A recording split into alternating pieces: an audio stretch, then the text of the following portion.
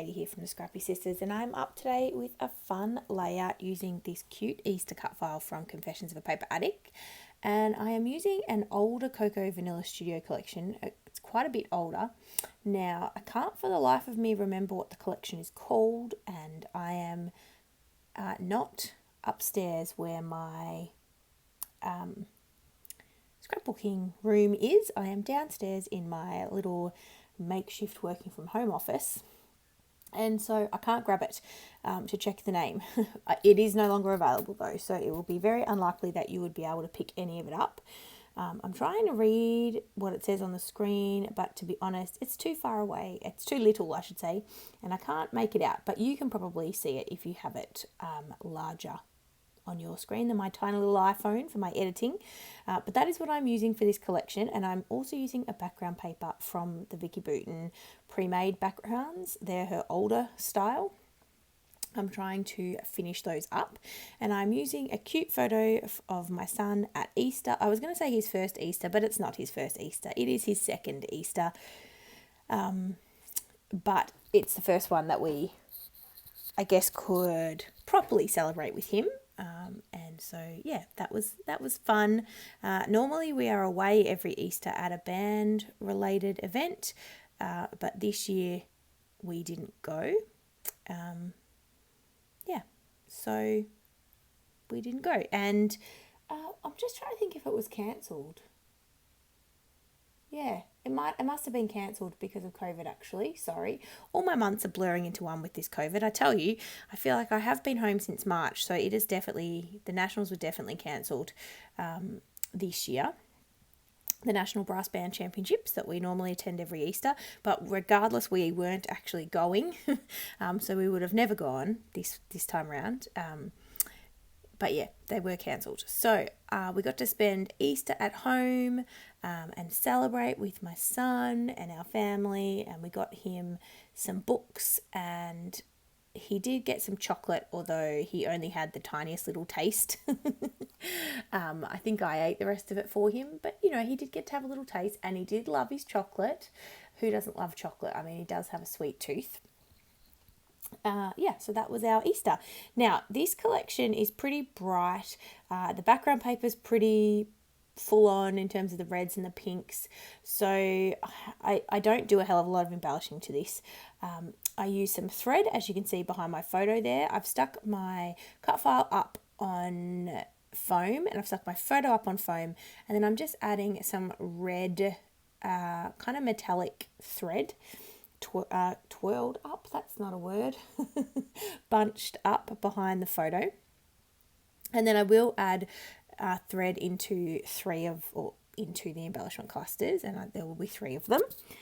And I will add twine into each one just for a bit of texture, a bit of difference.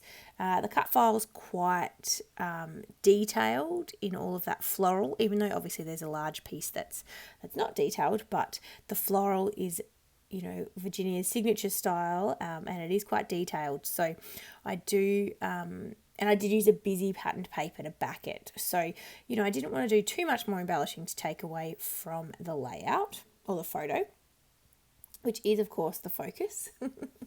Although, I mean, I do create scrapbook pages for myself and my creativity. It's a way that I guess it's an art form, and I know that not everyone will appreciate these when I am no longer here. I'm thinking about taking photos and creating some photo books potentially of my albums, because I think that people might be more likely to keep those than they will keep the actual scrapbooks. So I might potentially do that one day, but for the moment, I am just enjoying the process of scrapbooking and the great pleasure I get from it. And I'm sure I'm not the only one. That is often why I only put one photo on a page. I know a lot of people don't do that, and they like to have many photos on a page, and that's great too. However you scrapbook is wonderful.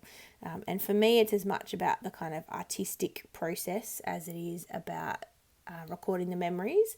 And I do Project Life, although this year I'm doing it digital rather than physical. And that's where I put obviously a lot of photos and a lot of journaling, And so I don't tend to do a lot of photos or a lot of journaling on my 12 by 12 layouts. But everybody does it differently. And so I love the process, and I love scrapbooking, and I love the joy it brings me. And I think that is important to have that in your life. So there you go.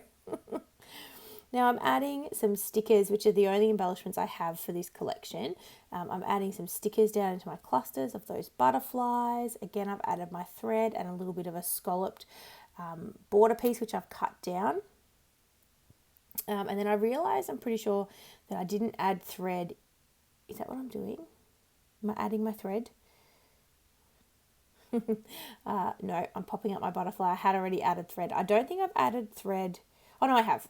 I have added the thread in the 3 places. Sometimes I forget to add my thread and I have to remember to go back. And it's really annoying to pull up your embellishments and things like that to tuck thread under. But I have added it in all 3 places. So that's clever of me.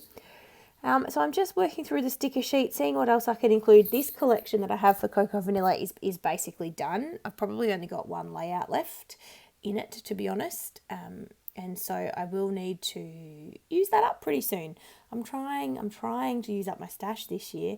And so I've done my title. Sorry, that was very quick of me, wasn't it? And I don't have my layout in front of me, but I know the words happy and wonderful came from puffy stickers from this collection. And so, yeah, I wanted to get those used. They have no stick left. I had to add extra glue under them. And even then I've noticed that actually the wonderful puffy stickers, they're all individual. They are coming up. And so I need to go back and add even more glue because this is quite old. And I would say the puffies definitely lose their stick. But I'm really happy with how this all came together for something that I have very little of left in terms of a collection. So I'm just going to add some splatters, throwing my Heidi Swap Colour Shine all over the place. Thankfully the lid was on. I'm just adding some splatters and then I'm all finished.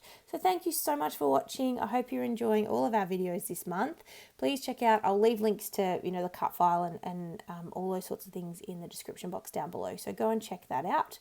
But I really appreciate you watching and joining me for this layout. It's very red and pink, but that's okay. I like it, and I know it's photos of my 2 boys, but I'm happy to use pink and florals for my layouts of my boys because that kind of thing doesn't bother me. And I love florals. So I'm just embracing it. Now you can see me using my Heidi Swap Colour Shine in gold. This layout I made a long time ago, and that Heidi Swap Colour Shine is all finished now. Yay! All right, guys, thank you for watching, and we are at the end. Thanks. We'll see you guys in our next one. Bye.